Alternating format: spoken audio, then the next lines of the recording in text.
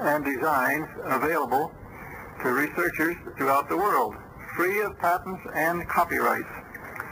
Now I want to demonstrate the high quality of voice reproduction, which is our ultimate goal for Spricom. I can help you do this by turning the clock back and sharing some examples of a type of communication known as direct voice. This involves a very rare psychic ability in which certain energies from a living person are combined with energies from the world of spirit to form an invisible larynx or voice box. The person alive in the world of spirit steps up to this device and speaks just as he did when he still had his physical larynx. His voice is so clear that it can be understood easily by people in the room and can be recorded. Wesley Flint of London, England, is one of the comparatively few psychic persons who has this ability. Over the years, hundreds of famous people still alive in the world of spirit have spoken via direct voice through him. I have selected excerpts from 4 talks given by this method. They will show you how the individuality of the speaker still comes through and will add to your knowledge regarding what concerns individuals who have shed their physical bodies and now look at their life and yours from a different perspective. The first speaker is Sir William Crookes, the famous British physicist and psychical researcher. Crookes died in 1919 at the age of 87. The following 5-minute excerpt is from a talk he gave via direct voice 43 years after his birth into a new dimension. And I must admit, it's a great pleasure to me and others here to sometimes have the opportunity of endeavoring to break the bonds and the barriers and get through on some sort of level which is nearer our own condition of life and way of thought. And I'm very glad that you, particularly, are endeavoring to assist us in this. Well, I think you're perfectly right in all that you say. I wonder if you were a spiritualist yourself when you were on the earth. I most definitely was a spiritualist, and like a good many more spiritualists. I had my disappointments, and I must admit, looking back, that though it wasn't in a sense my desire to communicate with spirits on a material level, but I had to satisfy myself beyond any shadow of a doubt that it was possible, that it was true.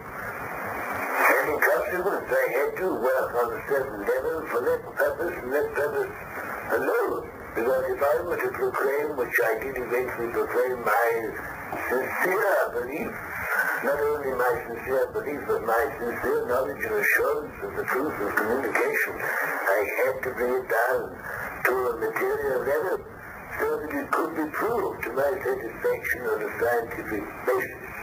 And of course, now I am very conscious of the need for a true spiritual revelation to come.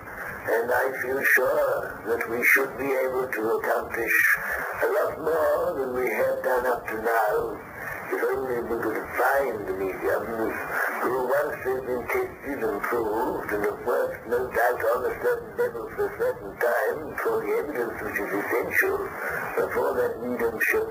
At the same time, it is no point and no sense in staying on that level, pandering to mundane.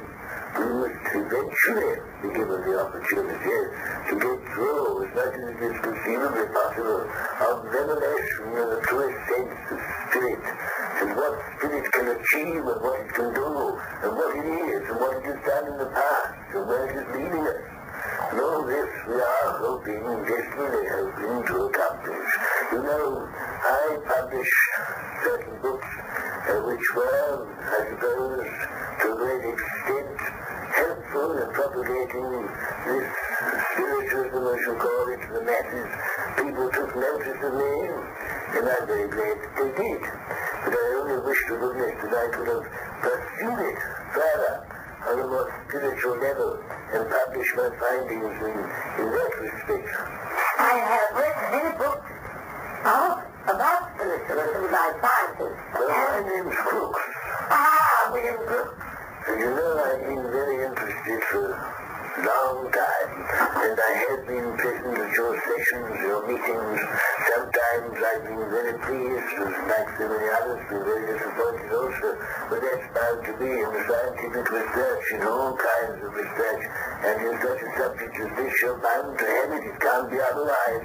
Indeed, never two occasions are the same. The power, the conditions, the vibrations, everything is so variable and so changeable. But there's no doubt about it, there has been a breath of fresh air breathed into your world from this side latterly, and now we're hoping that we shall be able to continue that. We shall hope to be able to get through and to bring forth as much knowledge and as much experience as we possibly can. Of course, we've had an optical tape, as one can well imagine. All sorts of conditions and vibrations are bound to affect us from time to time. There are bound to be weeks when no doubt the little that we can get will seem little enough, but there'll be others when we shall achieve a great deal. There have been some very wonderful sessions in the past, and we hope to repeat them again and again. I certainly am most anxious for that, as indeed all the group here. You know that? Yes, oh yes, I know that. I'm hoping that things will be on the same line as all of you desire it to be. Well, we hope so, because after all said and done, we've been going on for years and years and years, and I'm not saying it hasn't done a lot of good. I'm not saying it hasn't given a lot of people comfort. After all, that is a very important thing itself.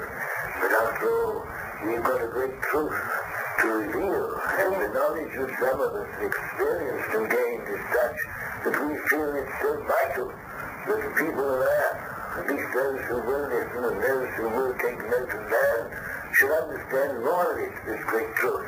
There's so much to be revealed, and people just do not realize how vital and important it is, and what a vast change and difference it can make, not only in their personal lives, but in the world as a whole. One of Crook's great friends was Professor Charles Richet of Paris, France. Richet won the Nobel Prize for Physiology and Medicine in 1913. He spent 40 years in psychical research and was the only person to serve as president of both the British and French Psychical Research Societies. He died in 1935 at the age of 85, but delivered these comments about the voice box 31 years after arrival in his new surroundings. Oh, this voice box, it is a chapter term, which I don't think has ever been properly explained, and quite frankly, I don't know that it is very possible for anyone to completely describe something which is by its very nature artificially created by the forces which have a natural medium and the seekers and the conditions generally at the time of the soul, which this is a substance which of course in the first place is used and drawn from medium, which really acts as an intermediary. Actually, certain people who are concerned with this, who I suppose you would call scientists of a kind, although not in the material sense, they utilize this power, this force, this vitality, which is a substance which to us can be solidified in such a way that we can mold and create in it certain vocal organs or reproduction of vocal organs which are similar, I don't say exactly, which are similar to the organs of the person on your side. But then again, this is artificial creative. We have to, by a concentration of our thought, have to enter into this and vibrate it so that it will create sound, wavelength, vibration. All that you ever hear from us is purely artificial vibration. It comes to you as a voice. Sometimes it is lacking in personality. Sometimes a person who is receiving a message will say, oh, what this voice conveyed to me was very good, but it did not sound like this or that person. But this is because naturally the person who is communicating, unless they have a strong personality and can enter into this thing in such a way that they can assert that personality and transmit through this artificial means something of themselves. Some people are more successful than others.